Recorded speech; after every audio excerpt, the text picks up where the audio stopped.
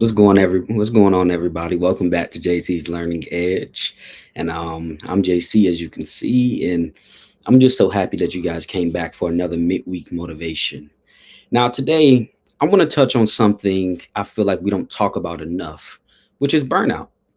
You ever felt like you were pushing, grinding, and doing all the right things, but your energy was just flat and your motivation is just gone? That's burnout. And the crazy part is, it doesn't just happen because of hard work. It happens when you're pouring out without recharging. You see, here's the key: burnout isn't a sign of weakness. I know that's what we've been taught, but it's not a sign of weakness.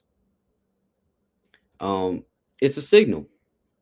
It's your body and your mind saying, "Hey, I can't keep going at this pace without renewal." And the way to overcome burnout is not to quit on your goals, but to build rhythms or patterns of rest into your life. You see, that might mean taking a step back to evaluate, your priorities, or saying no to things that drain you. We've talked about that. Or making space for exercise, reflection, or just giving yourself some breathing room. You see, I like to remind people that success is a marathon, not a sprint. So if you don't learn to pace yourself, you'll run out of gas before you reach the finish line. So instead of just pushing harder, I want you to ask yourself, what can I release this week? And what can I refill with? Because real strength comes from balance, not burnout. And here's something most people miss. You see, burnout doesn't always come from doing too much. I know that's what we think, but it often comes from doing the wrong things. You see, you can work long hours on something that doesn't align with your values or your goals, and it will drain you faster than anything. You see, but when you're working on the right things, even though it's hard, it feels purposeful. So part of overcoming burnout is learning to align your energy with what actually matters to you. That shift alone can bring your motivation back to life.